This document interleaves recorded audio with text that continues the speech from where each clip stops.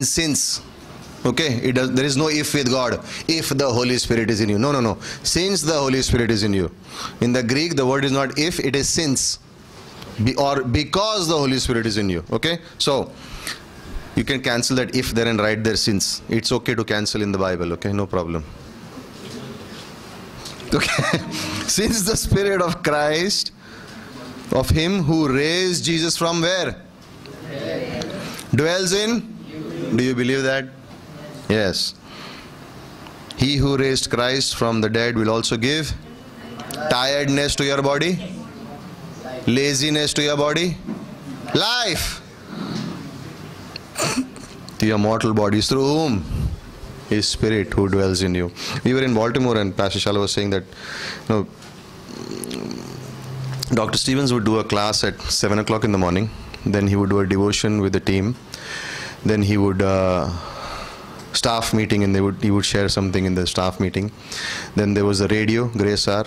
Then there was a lunch wrap where before staff gathered for lunch, he would share. Then they would go home, and at 6 o'clock was a class. Then after that was a rap session. So they were saying that in average he was speaking 35 to 42 times a week. He was sharing. So they said, how did he get the strength? Romans 8:11. So when people came up to him saying, Pastor, I am so tired. Romans 8:11. Everyone got one answer only. Romans 8:11. I am tired. Romans 8:11. Okay, Joshua chapter 5. Okay, stay focused. If I find anyone sleeping. No. Okay, where were we? I lost because of you guys. Okay. 12? Joshua 12? Just teasing. Okay, Joshua chapter 5, verse 12. The manna ceased. Okay. Now, verse 13. It came to pass when Joshua was by Jericho that he lifted his eyes and looked. And behold, a man stood opposite him with a sword drawn in his hand. And Joshua went to him. Now, you look at that. It's always capital H. It's speaking about deity. His references to Jesus Christ. And he said, are you for us or for our adversaries? Are you for us or for the enemies? Okay.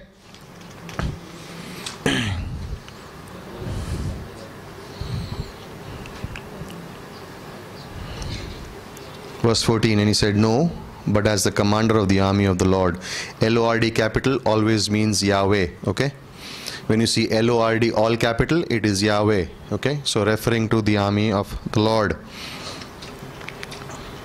I have now come. And Joshua fell on his face to the earth and worshipped and said to him, what does my Lord say to his servant? He suddenly realized, one verse before he did not know who it was. When he heard who it was, he realized who it was. Then the commander of the Lord's army said to take off your sandal, for the place where you stand is holy. And Joshua did so. Now, you see something here. When he lifted his eyes, right, he sees a soldier brandishing his sword. Now, when he does not realize, what's his first question? Are you for us or against us? That shows you how prepared he was. It speaks of preparation. Because when he sees someone with a sword, now think about this. He has not told his army to take off the sword. If someone else is come with a sword, is he for us or against us? He's spiritually prepared. He was a sharp man. Why was Joshua preferred over Caleb? One of the reasons right here. He was prepared. Of course Caleb, but there was many other reasons. But this is experience. Immediately he was sharp, discerning. Are you for us or against us? He's not waiting to ask a question. He's like, this is a battlefield right now. And as a Christian, I need to be that sharp. I need to know what is from God and what is not from God. I need to know what is from God, what is not from God. What is not from God, I need to take it out and stay away from it, right? So, this isn't Joshua courageous right there? He's alone, on his own. He sees someone with a sword and he says, are you for us or against us? Right? If it was an enemy, what would Joshua do? I'm ready. I'm ready to fight. Right? We never in our lives always, you know when your biggest test comes? After your best victory. Immediately after your victory, you will get a test sometimes. Be very careful. Abraham won the battle with 318 men. Who comes to him? King of Sodom. Give me your men, take my money. Temptation right there. And Josh, what does Abraham say? I am not taking one shoelace from you. I take a shoelace, my walk with God is spoiled. Out. I want these 318 men. Why? It says they were trained by Abraham himself. They were his disciples. 318 men defeated 5 kings. Simple, eh? No. And the man says, take money and give me your disciples. No, I'm not doing that. After a period of fasting, the Holy Spirit led Jesus into the wilderness. Who comes there? Why? He knows if I can tempt him, then it's over. Your biggest battle. After a victory, never relax. Be ready. The devil is what? Roaring lion. He is waiting. The moment you're off guard, he will attack. What does the lion wait for? One sheep to go astray. One to be on their own, thinking they can do it on their own. He'll attack. Sometimes your biggest test will come after your greatest moments of victory. So be very careful. Okay. When he realizes it is the Lord, he fell at his feet. Right? Now, did the whole Israel know what was going on? This is private, one-to-one. And as a believer, these are my moments with God. I need to have these moments with God where it's me and God alone. The greatest victories will come in your private times with God. Your spiritual victories will come in your private times with God, not publicly. You will experience victory in your private times with God. It's that quiet place alone where God gives you the promise. It's that quiet place alone where God begins to speak to you. In the public places, your ears are not tuned to listen to God. Yeah, you may hear a word or two. You may hear God say something, but it's the quiet time when you're there with your Bible, with the prayer, is when God speaks to you. Okay? Then in verse 14, he says, I am the commander of the army. I come as the commander of the Lord's army, which was to tell Joshua that you are second in command. I am the commander, not you. Because he was a general, so it was assumed that he would be in charge. And the Lord was saying. Now, whenever you see angel of the Lord command with words like this, Lord capital, it is a pre-incarnate appearance of Jesus Christ. Before he became a man, this is how he would appear. Gideon, O mighty man of valor. Abraham, Genesis chapter 18, 3 people came. 2 went to Sodom and Gomorrah, 1 stayed with Abraham. It was the Lord. Okay, it's called theophany or Christophany, which means appearance of Jesus Christ before he became a man.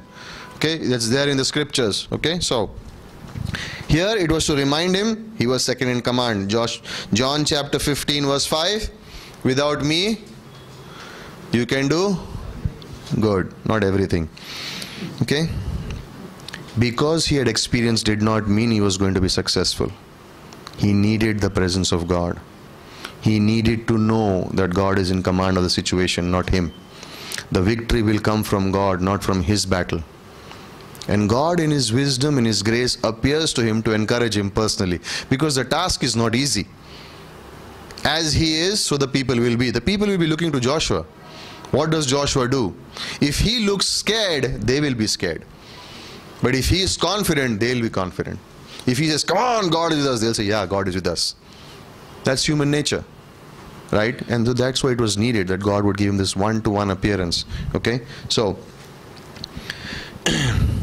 again, one of the good examples also is burning bush, right? It was a voice speaking. It was Jesus Christ speaking right there to Moses. Okay, so the army of the Lord. Now, in verse 6, chapter 6. He continues speaking, saying, Jericho was securely shut up because the children of Israel, none went out, none came in. And the Lord said to Joshua, see, does he say that I am giving it to you? You will get it. What does he say?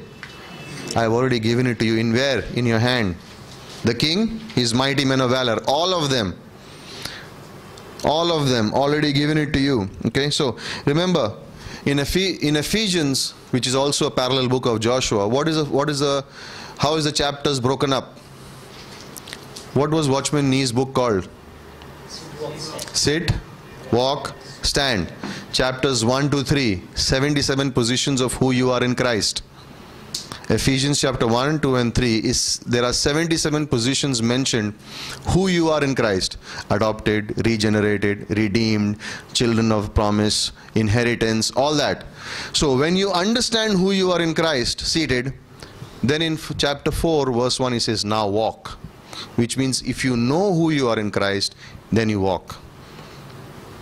Know who you are. Know who you are. You're seated in the heavenlies with Christ. Christ interceding, the depth, the length, the breadth of his love. All that is explained. Then he says, walk. And then chapter 6, he says what? Stand firm against the wiles of the devil, put on the armor of God. You see the same pattern here. There is worship first. Who are you, God? Then put off your sandals, again consecration, and then walk. Go, I have given it to you. Same pattern you will see here. Same pattern, that it never changes. It never changes. It is first always sit. Know who you are in Christ. Always. Once you know who you are in Christ, then it's easy for you to walk. Because if you begin to start serving God and you don't know who you are in Christ, and first attack of the enemy says, no, I can't do this. This Christian life is too tough. Of course, it's because you do not understand your position in Christ. If you don't know who you are in Christ, if you don't know Christ, what Christ has done, then how will you face the enemy? How will you face the enemy? And don't think there is, the enemy will come only once in a while. He does not take days off. You understand? The enemy does not take days off. Oh, I will attack him only on Sunday because he's going to service. Probably that's the day he says, forget it. Not even on Sunday will he leave you. Why do people yawn in services? Sometimes because they are tired. Have you thought about it? Why you're sitting, suddenly you begin to yawn, and you're not tired, and you're still like, oh, why is this happening? Think about it. Why does that happen? Why are you drowsy? Of course, if you know you fall asleep in church, then drink coffee before you come. But think about it. Why is negative thoughts coming in your mind during a service? Have you thought about it sometimes? Why do you suddenly get distracted in service? Why is your mind somewhere else? Think. Is it on your own? Oh, no. No. Is your heart prepared? That's the point. Why is there worship before service? To prepare your heart to receive the word. And some people will come only after worship. And that's when the problem begins. The heart is not prepared to hear the word. The preparation is very important. What happened when he saw the man? Are you for us, against us? He was ready. Why? You know why? Chapter 4, what did it say? He woke up early in the morning. He was ready. He was a man who was always ready. And you will see in the scriptures, the two places that Joshua fails, in chapter 7 and chapter 9, in both those two places, he does not consult God. In chapter 7, in Achan's sin, when they lose at Ai, he is not talking to God. Oh, it's Ai, come on, we have won Jericho. In chapter 9, when the Gibeonites come, oh, we have come from far away. Okay, come. Both those two places he did not consult God, and both those two places he fell. Spiritual picture for our lives. So easily sometimes we do things without consulting God, and then we expect success. Not going to happen. We'll come to that later. Okay. Chapter 6. Okay. Sit, walk, stand, as we covered it. Fear of the Lord. Chapter 6 verse 1. Jericho was securely shut up because of the children of Israel. None went out. They were all scared. Chapter 2, verse 2, I've already given it to your hands. Okay. What is it? Mary of Scotland, who was said that I am afraid. I am not afraid of 10,000 soldiers, but I'm afraid of John Knox on his knees. Spiritually. She said, 10,000 soldiers come, I'm not afraid. But that man goes on his knees, I'm scared. Because God will answer. Same thing in verse 2. I've given Jericho in your hands. Following God, victory will come. Right? Okay. This promise in verse 2. Okay. I have already given Jericho in your hands. Why are certain people so look confident and have a glow on their face and the anointing? Why? They believe the promise of God. They believe it. It's not just black words on white page. Oh, the promise of God, it's there in the Bible. For you, I don't know if it's for me. They will never live a victorious life. He believed it, he moved forward, he was there. Okay, verses 3 to 5. God gives them what to do. You will move. All your men of war, remember, only the men of war. If he had said the whole Israel, 1.5 million people moving around would not be practical. Only the men of war. Only the people who are going to fight.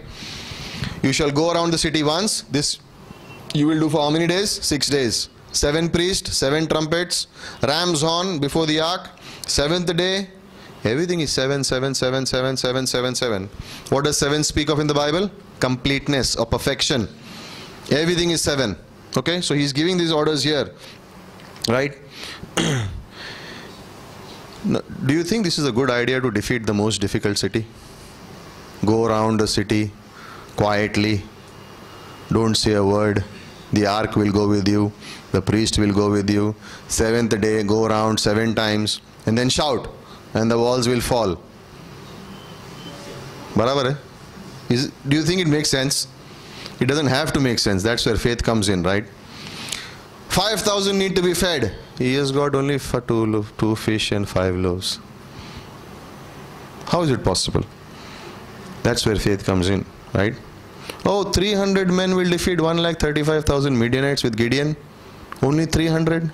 And that too with pitchers, matkas and torches. How is it possible? God's plan doesn't make any sense. Forget it, I'm not doing it. When you don't do it, you will never see the power of God. Who saw the miracle in John chapter 2? The servants. Go fill the pitchers, take out it, the best wine is coming. What if someone said, what nonsense, man. Put the wine, khatam ho gaya, telling water will become into wine. Who saw the miracle? The servants. Who saw the miracle here? The ones who obeyed. Those who had not obeyed would never see the miracle. 7 days marching. Imagine walking around and saying, what is God doing, man? That's why he said, when you're marching, be quiet. Otherwise they would have gossiped. Do you think it'll work? Why is God saying this? It is Joshua. Are you sure he heard correctly? Maybe he was hearing his own voice. God said, you will march around silently, no talking. Like, okay, thank you. God knew his people better than they knew themselves. Right?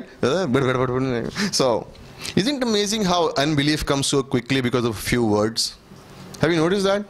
How quickly unbelief can come in because someone has a negative word to say. Like you're walking and someone says, nah, it didn't work for me. And suddenly it's like, did I hear correctly? Let me go and read the verse again. God, was it for me again? I'll fast 2 more days and see if it was you. Opportunity gone. Opportunity to exercise faith gone. Why? Because I heard someone else's voice. And that's why God told them, shh, no talking. Why? Remember what happened when they talked in Numbers chapter 13 amongst themselves? We will not go into the land. This was worse. Walk around the city, those walls will come down. Kya kar raha hai God? Are you going to happen or not happen? No talking. So they would quietly appropriate the faith and walk as God has said. So, okay. Now, strategy was the Lord's, right? Now, remember, Israel had 2 trumpets. One was the silver trumpet and one was the ram's horn. The silver trumpet was blown to call people for special occasions. And here he says, you will blow the ram's horn. The ram's horn was blown when? At the year of the Jubilee, proclaiming victory. When was the year of the Jubilee? 7 times 7 years, 49 years ke baad, correct? 50th year of the Jubilee, correct? So the ram's horn was blown at the victory time, celebration time. The silver trumpet were blown at the proclamation call. Here it says, small thing in the Bible, but think about it. God did not say, blow the silver trumpet. In Numbers 10, you see that. But he said, blow the ram's horn, which means when you finish the 7-day circuit, on the 7th day when you go 7 times, you are proclaiming victory. You're blowing the ram's horn, you're celebrating. Then the walls come down. It's faith all over the chapter. It's faith all over the chapter. Okay, so 7th day, right? So you see the plan there. Sabbath day is the 7th day. 7 weeks of the Passover is Pentecost. 7th year. I just wrote this. 7 priests, 7 trumpets, 7 days of marching, 7 times on the 7th day. Okay? So you see 7 all over in Israel, correct? Sabbath is the 7th day of the week. 7 weeks from Passover is Pentecost. 7th year is the sabbatical year. After 49 years, 7 times 7 is the year of Jubilee. 3 of Israel's feast fall in the 7th month, the Feast of Trumpets, Day of Atonement, and Feast of Tabernacles. You see that in Leviticus 23. Then 7 promises given to Abraham in Genesis 12, 1, 2, and 3. 7 prone candlestick. Everything is 7 in Israel. Perfection. God. Okay. What does it signify? Also is Philippians 1:6. What God started, He completes. Okay, perfection. What he starts, he completes. Philippians 1:6, I am confident of this very thing. He who started a work in, you can say that in me, will complete until the day of Jesus Christ. What God starts, he finishes. Okay, so the priest did not use silver trumpets. Okay, and verse 5 says, the walls of the city will fall down, and the people shall go up straight before him. So Joshua said to the son of Nun, to the priest, take up the ark of the covenant and let 7 priests bear. And it goes through all the city. Okay, so there were 2 million people, so it was not possible. So only the men of war had to go around. Okay, imagine 20 lakh people walking through 8 acres. Everyone would be clashing into each other. So the priest went and the men of war, only the soldiers went around. Okay, not the whole people. Otherwise, sometimes people think, how could so many people march around the city? No, read the text carefully. It says only the men of war. Right? Okay, further. Then we go straight there. Verse 16, the 7th time it happened, the priest blew the temples. Joshua said, shout, for the Lord has given you the... He didn't say he will give it to you. He says already given. It's already yours. City shall be doomed by the Lord to destruction. Only Rahab, the harlot, shall live, she and all who are with her in the house, because she hid the messengers we sent. They knew. Okay. So the people, verse 20, shouted when the priest blew the trumpet. It happened. The people heard the sound of the trumpet. People shouted with a great shout. The wall fell down flat. It didn't fall inward, didn't fall outward, just came down. Just down. Collapsed. Okay? And don't think it was a small, simple wall, 1 brick wall. It was a huge. You could not go through Jericho. Remember, Joshua, what the weapons they had? They had nothing. They could not go through those walls. It was impossible to break the walls of Jericho. It was a miracle by God that happened. And how did it happen? Going around. Just obeying God.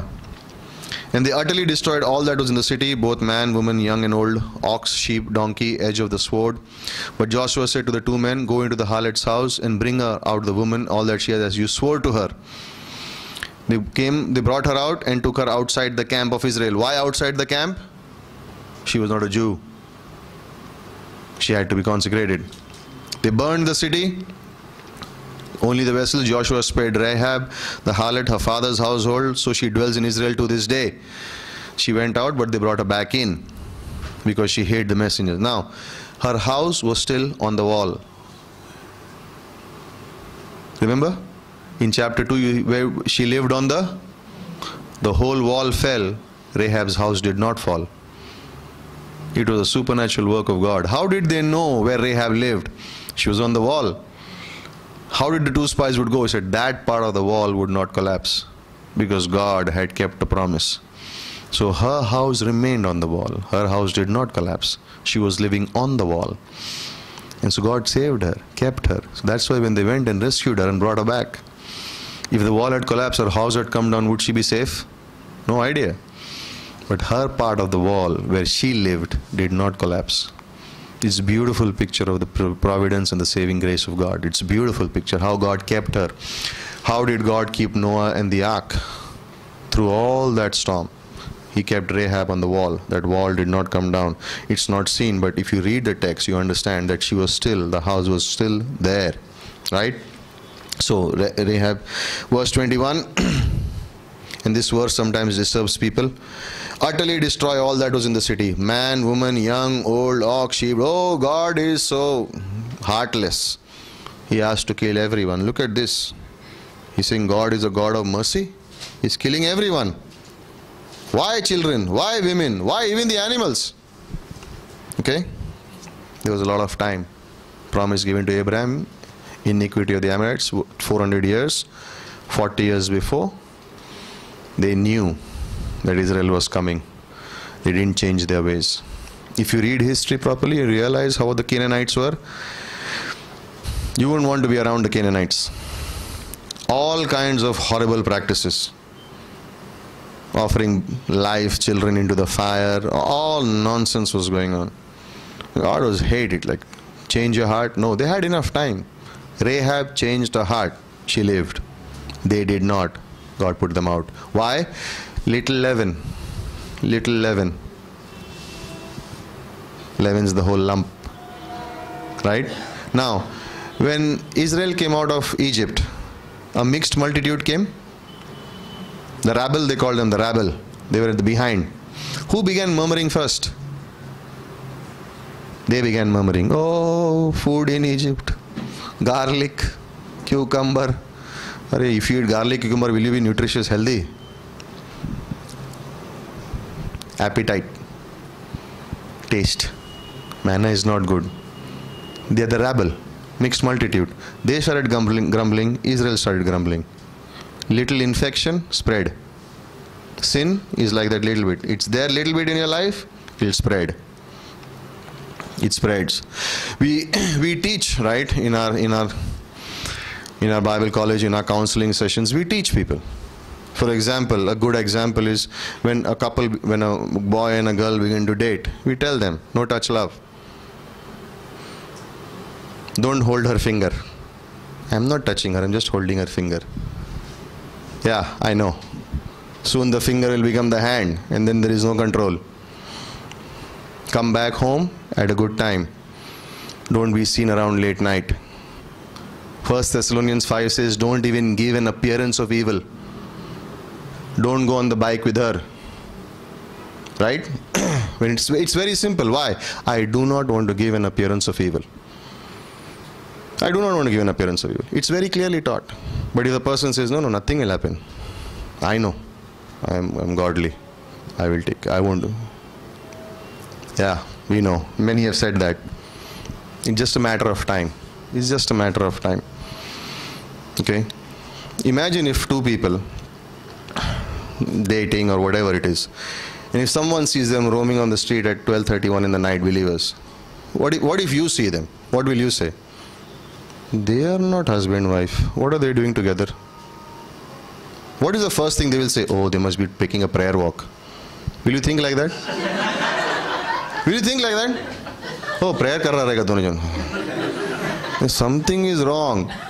Correct? What is that? Appearance of evil. Stay away from it. Stay away from it. Doesn't work. So, same thing here. Little sin remains. Everything I'm good in my life. This one area, no, God, don't tell me what to do. That area will become a problem in life. That very area becomes a problem in life. Because why? It's not given over to God. This is mine.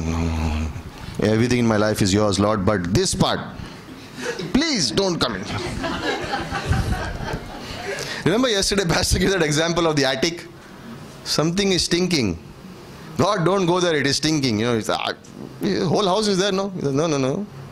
That stink has to go from the house. That's what it is. That's what it is. So, where were we? Destroy all the people. They are not for God. Take them out. Burn the city. God didn't stop there. Said, burn the city. Jericho was a wicked city. Imagine if you had allowed Sodom and Gomorrah to remain. Imagine if God had said, take Lot out and let the city be as it is. They will change. Would they have changed? No. They would have infected more people. Same thing here. Wicked city. Jericho was a wicked place. God said, nothing doing. All people, burn the city. And what is it? Look at what Joshua says. Verse 26. Cursed be the man before the Lord who rises up and builds this city, Jericho. He shall lay its foundation with his firstborn, and with his youngest he shall set up its gates. Cursed. It was not something that Jericho was just a simple city. It was a wicked, wicked place. And Canaanites had enough time to repent. Only Rahab repented. She was saved. They did not. No time. Noah and the ark, correct? How many years was Noah preaching? 120. Did they have time? Yes. When the flood water really came, do you think they ran to the ark and started knocking? They would have. And what was Noah saying from inside? The Lord has shut the door. Noah couldn't open the door. In his natural self, he would have wanted to say, last minute, come on, let some people come in. He said, the Lord has shut the door. I can't do anything now. You had your time. You didn't take your chance. Sorry. The Lord shut the door. But the church remained, the people inside remained safe. That's a picture of the church during the rapture. That is why the church will not go through the tribulation period. Okay? The church goes through the tribulation period. Wrong. It doesn't go through the tribulation period. God saves it through. Okay. Chapter 7. The children of Israel committed trespass. Now chapter 7 begins with a but. But everything is going well, but what happened? Children of Israel committed a sin. Ephesians 2, but God intervened. Here there is only but, no God. Why? Because the people committed a sin. It says, regarding the accursed things, for Achan the son of Carmi, the son of Zabdi, the son of Zerah, the tribe of Judah, took the accursed things, so the anger of the Lord burned against the children of Israel. Achan's disobedience, okay? It's careful. Remember, the whole nation of Israel suffered because of whom? One man. One man. Same principle we talked about, right? Little leaven leavens the whole lump. It's amazing what one person can do wrong in a whole problem if it's not addressed. You have to be very careful. One man's disobedience affected the whole camp. One man. That's why we don't tolerate sin in our lives, because one can destroy a whole life.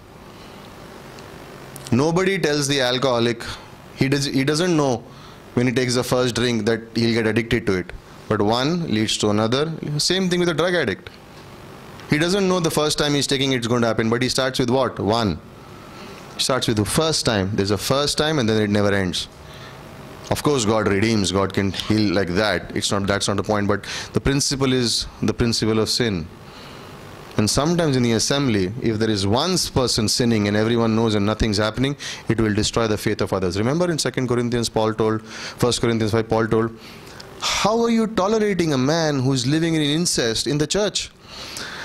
Historically speaking, that man's house, remember the boy who was living in an incestuous relationship with his mother, stepmother? That house was 5 houses away from the church. The whole church knew and nobody was doing anything. And Paul rebukes them. Out. Take him out of the church. How can he be practicing sin and in the church and you're tolerating it? Nope. Out. Out. Till he repents, gets right with God, then you take him in. Till he does not, put him out of the church. And sometimes discipline in church, sometimes when people are living in gross sin, we have to ask them to leave. Like, sorry, we pray for you, but you're not infecting the people in the church. Someone comes in with a false doctrine, out. One line straight away. Do not talk to anyone about this doctrine. We do not believe in it. And if you want to, and if we find you spreading this doctrine, we have to ask you to leave. If you don't leave, we'll make an announcement. Straight away. Not allowing false doctrine to come into the church. No, he will change over years. He will change over years by the time 50 people are gone from your church. Yeah, you don't tolerate these things. We don't tolerate wrong doctrine in the church. We won't tolerate gross sin in the church. No, if it's happening, find out, address it, person does not change, sorry, out. Out. You know, this is not a place. Of course there is grace. You know what? When you're sending them out, that's an act of grace. You are loving them and sending them out. It's tough love. You are disciplining them. If they allowed and stayed there, and if you don't move them, they will say, nobody's doing anything, let's do more. It's love. Straight away. Out. No, you're not tolerating it. This problem is here. Achan's sin. Okay. What was the sin? You see there. Now it says in verse 2. Now what is this sin and everything? You will find it in 16 onwards, 20, 21, 22. But here he takes a break here. Joshua sent 3,000 men to go up to attack Ai. Do not be weary. For the people of Ai, what? Few. Self-confidence instead of God confidence. Jericho so big. Ai was very small. I don't need to send the army. I'll send 3,000 people. Did you see here? Did he speak to God here? It's not there. He said small. No? God gave me Jericho. He'll give me this also. Psalm 19. Keep me from the sins of presumption. God is for me. He'll do anything. I can live as I want. I can do whatever I want. Not happening. Not happening. All these things in the Old Testament are written for what? For my instruction. That's why we need the Old Testament and the New Testament. All these things are written for my instruction, for the comfort of script, from the hope of the scriptures I may have what? Hope. That's why it's written there. The men went up 3,000, but they fled from the men of Ai, and 36 people died. 36 Israelites died. Why did they die? The answer is in verse 1. There was sin in the camp. Achan had taken things which was not supposed to take, which was supposed to be burnt. He said, Mera hai, le leta hu, who nobody will notice. His blessing of God. No, it belonged to God, not to you. He took it, sin in the camp. Joshua does not. If Joshua had gone to God and prayed before sending people to Ai, God would have told him there is sin in the camp. You know what happened? After they died, they came back, Joshua repented, went to God, then God told him, there is sin in the camp. If he had gone before to God, God would have also told him. He did not go before God. So 36 people died. Then he goes to God, and God says there is sin in the camp. Now, before the class started, some of you asked the question, right? Why his children? Why Achan's wife? Why all those things? Why not only Achan? It was hid in the ground of his tent. They knew about it. How did God find out? How did people find out that it was in Achan's tent? It's there in the scriptures. Okay, you know what Achan's first mistake was? He saw, in verse 20 and 21, we'll see that. Then he saw again. What was Eve's mistake? She saw and then she kept looking at something that was not hers. Achan did the same thing. How does a man become adulterous? He looked at a woman, then he said, oh, kept looking, adultery, sooner or later. Second, he said the spoils. No, it belonged to God. Third mistake, I should take it. I'm drawn by it. Fourth, nobody will know. Same thing with Eve, right? It's always the same, through the eyes. Why do you think they have such big boards about sales? 50% off! And small down it is written, conditions apply. You know why? 50% off, 50% off. So let me go and see. When you go there, only on this 50%. So now I've come so far, let me take it. Everything through the eyes. Everything through the eyes. Advertising, why are images flickering fast? Through the eyes. They know how to appeal to your brain. It's found in Genesis chapter 3. We don't need technology to understand it. It was already there.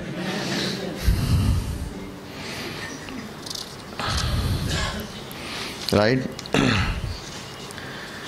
So, in verse 6 we see Joshua humbled himself. If he had humbled himself before the battle, the situation would have not arisen. He did not. In 7 to 9, Joshua is complaining to God, why did you bring me out of this place? And God is saying, psst, why didn't you ask me first before going to the battle? You see how he's remorse. Oh God, look at this. The Canaanites and the inhabitants will hear it, surround us, cut us off from your name. Why? Then what will we do for your great name? As if God is to be blamed for everything. The problem is he did not realize that he was the one to be blamed. Everything rises and falls on leadership. At that point, as a leader, he did not go to God. The nation paid the price for it. But there was someone else who was sinning for it. And as a leader, he did not discern it. Okay, so verses 8 and 9, we see that. In verses 10 to 15, what is God's answer? Get up. God is not saying, oh my child, don't worry. Straight away, get up. Why do you lie on your face? Stop all this nonsense is basically what God is trying to say. Get up. Like there is no quietness here. It's like you should have known what to do. Israel has sinned, and they have also transgressed my covenant which I commanded them. For they have even taken some of the accursed things, both stolen and deceived, and they put it among their own stuff. Nobody will see.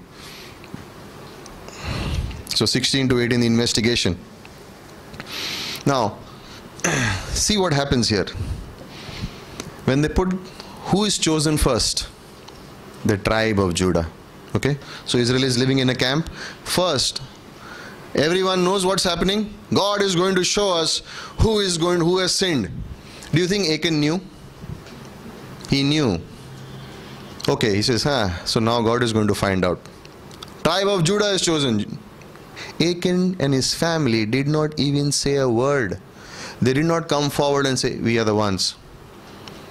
Slowly by slowly, God is giving him chances here. First, he did not say straight away Achan. He said, tribe of Judah is someone from the tribe of Judah. So out of the 12 tribes, out of one tribe, someone in that tribe. He doesn't come out. Then he says, from the family of Zaharites. Still Achan doesn't open up. He's like, it won't be me. Nobody knows. How will they find out? It's in my tent under the ground. Nobody can find out. Then he says, household of Zebedee. He says, somebody else also must have taken, looks like. It's from my family only. And then he says, Achan. Like, oh, they found out. He had 4 chances. None of the family members spoke. God said, out. Everyone out. Now, why is children? Why is wife? Why is family members? Why kill all of them? Why kill 70,000 when David sinned in numbering the... Why kill Ananias and Sapphira both? Why kill Uzziah? Because he just touched the ark. Every time God was doing something new and people would bring in sin, severe consequence. It was one, punished one, whole nation knew. That's not the way to deal with the Lord. One, punished one, out, everyone out. Okay? Every time a new period in the Bible begins, every time God reveals His wrath. Tabernacle set up, remember Nadab and Abihu? Dead. Dead. Tabernacle is being set up and you're behaving in a wrong way, death. So that no one will do it again. Entering into the promised land, sin, everyone knew, death. Now, were they believers? Were they believers? Romans 8:11, were they believers? Come on, wake up! Were they believers? Yes or no? Secure. They were Jews. Secure. They believed in God. But as a punishment, example to the nation. Okay? Uzziah touched the ark. He was not supposed to. Dead. Every time God does something new and people go against it, punishment is severe, to show it as an example. Okay? There was a warning. Do not think the God allows sin to go unnoticed. And be sure your sin will find you out. God is not going to allow anyone to sin successfully. Okay? So we see that. And but what a beautiful part in that is the value of Achor, which means trouble, will be a door of hope. The valley of Achor will become a door of hope. Okay? So, Father, we want to thank you.